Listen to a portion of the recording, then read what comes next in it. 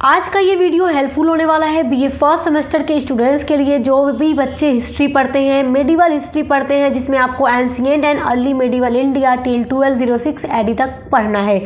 तो अगर आपका ये सब्जेक्ट मेजर सब्जेक्ट के रूप में आप पढ़ रहे हैं या फिर माइनर सब्जेक्ट के रूप में पढ़ रहे हैं, तो आज का ये मॉडल पेपर आपके एग्जाम 2024-25 के लिए वेरी इंपॉर्टेंट होने वाला है, क्योंकि आज की इस वीडियो में मैं आपको मोस्ट इम्पॉर्टेंट 14 लॉन्ग क्वेश्चन बताने वाली हूँ आपके एग्जाम 2024-25 के लिए, जो इस बार पूरी गारंटी है 100% वही एग्जाम में आने वाला है। इससे बाहर कुछ भी नहीं आने वाला। तो अगर अभी तक आप लोगों ने कुछ भी नहीं पढ़ा है तो बस इन्हीं 14 टॉपिक को पढ़ लीजिए, 14 लॉन्ग क्वेश्चन को पढ़ लीजिए, आपके पूरे एग्जाम की तैयारी हो जाएगी। प्लस आपके हिस्ट्री की जो ऑल यूनिट्स हैं वो मैंने कंप्लीट करा दी हैं, सिलेबस भी अपलोड किया हुआ है, अगर आप देखना चाहें तो देख सकते हैं। हिस्ट्री के अलावा भी अदर सभी सब्जेक्ट का आपको चैनल पे मिलेगा, तो विजिट जरूर कीजिएगा। चलिए आज का ये वीडियो स्टार्ट करते हैं। आपका फर्स्ट इंपॉर्टेंट क्वेश्चन है, हर्षवर्धन की प्रारंभिक समस्याओं का संक्षेप में वर्णन कीजिए। हर्षवर्धन के बारे में क्वेश्चन जरूर आएगा, वही क्वेश्चन बताऊंगी जो 100% आएगा, तो इसलिए पूरी तैयारी करके आपको जाना है। आपका सेकंड इंपॉर्टेंट क्वेश्चन है, राजपूतों की सामंत व्यवस्था की प्रमुख विशेषताएं बताइए। देखो, राजपूत से भी क्वेश्चन एग्जाम में आ जाता है, तो इसलिए आपको पढ़ना बहुत ज़रूरी है।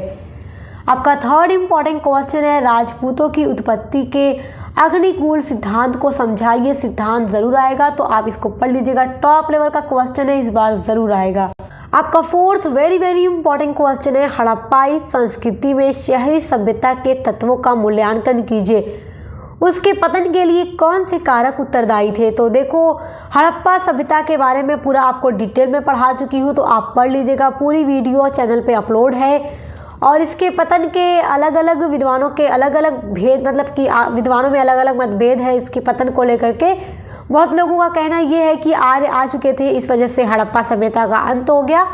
तो आप इसको पूरा तैयार कर लीजिएगा, क्वेश्चन बहुत इंपॉर्टेंट है, लॉन्ग में ज़रूर आएगा। आपका अगला इंपॉर्टेंट क्वेश्चन है, तुर्कों से राजपूतों के पराजय के पीछे क्या कारण थे। वेरी इंपॉर्टेंट क्वेश्चन एग्जाम के पॉइंट ऑफ व्यू से।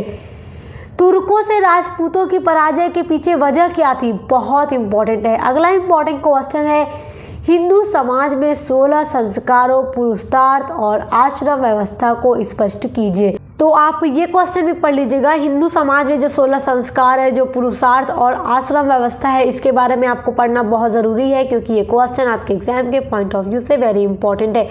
मैंने पहले ही आपसे कह दिया है, जो इम्पोर्टेंट है वही बता रही हूँ, और ये सब वही क्वेश्चन है जो हर साल एग्जाम में रिपीट होते रहते हैं।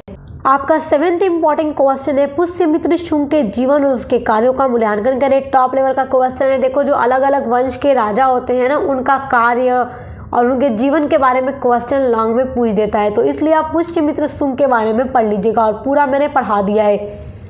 अगला इंपॉर्टेंट क्वेश्चन है, चंद्रगुप्त मौर्य की वंशावली की विवेचना करें। Very important question, Chandragupta Maurya के बारे में तो आना ही आना है, तो आप चंद्रगुप्त मौर्य के बारे में भी पढ़ लीजिएगा, ये भी पूरा मैंने पढ़ा दिया है, क्वेश्चन बहुत इंपॉर्टेंट है। अगला इंपॉर्टेंट क्वेश्चन है, बौद्ध धर्म के प्रति हर्ष के योगदान को रेखांकित कीजिए। हर्षवर्धन का बौद्ध धर्म के प्रति क्या योगदान था।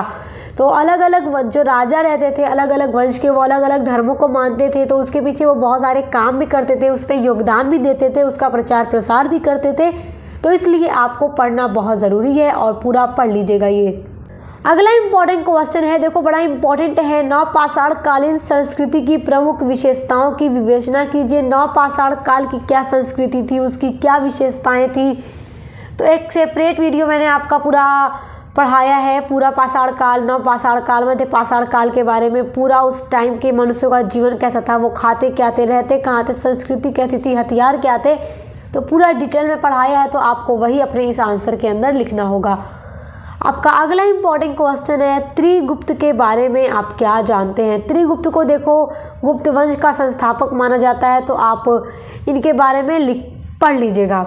गुप्त वंश के ऊपर भी मैंने एक पूरी वीडियो अपलोड कर दी है। अगला इंपॉर्टेंट क्वेश्चन है, भारत में सामंतवाद के उदय पर टिप्पणी करो। देखो, ये लॉन्ग में पूछ सकता है कि भारत में सामंतवाद का उदय कैसे हुआ, क्या कारण थे, तो आप इसको पढ़ लीजिएगा, बहुत इंपॉर्टेंट है।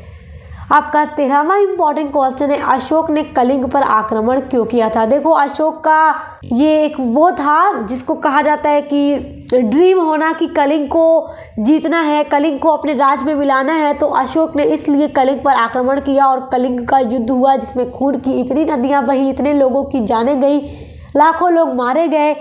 तो अशोक का हृदय जो था कलिंग के युद्ध के बाद बदल जाता है और वो फिर कभी युद्ध नहीं करते हैं। तो कलिंग पर आक्रमण करने की वजह क्या थी, सब पढ़ लीजिएगा, बहुत इंपॉर्टेंट है। अशोक के ऊपर भी हमने वीडियो बना दी है। अगला इंपॉर्टेंट क्वेश्चन है, ऋग वैदिक काल की आर्थिक, सामाजिक तथा राजनीतिक व्यवस्था का वर्णन कीजिए। जब भी लॉन्ग में पूछेगा तो क्वेश्चन ऐसे ही पूछेगा कि ऋग वैदिक काल की आर्थिक, सामाजिक, राजनीतिक व्यवस्था कैसी थी। कभी भी एक व्यवस्था नहीं पूछेगा, लॉन्ग में पूछेगा तो बहुत कम चांस है कि एक पूछ दे, मगर ये तीनों एकदम ज़रूर पूछेगा।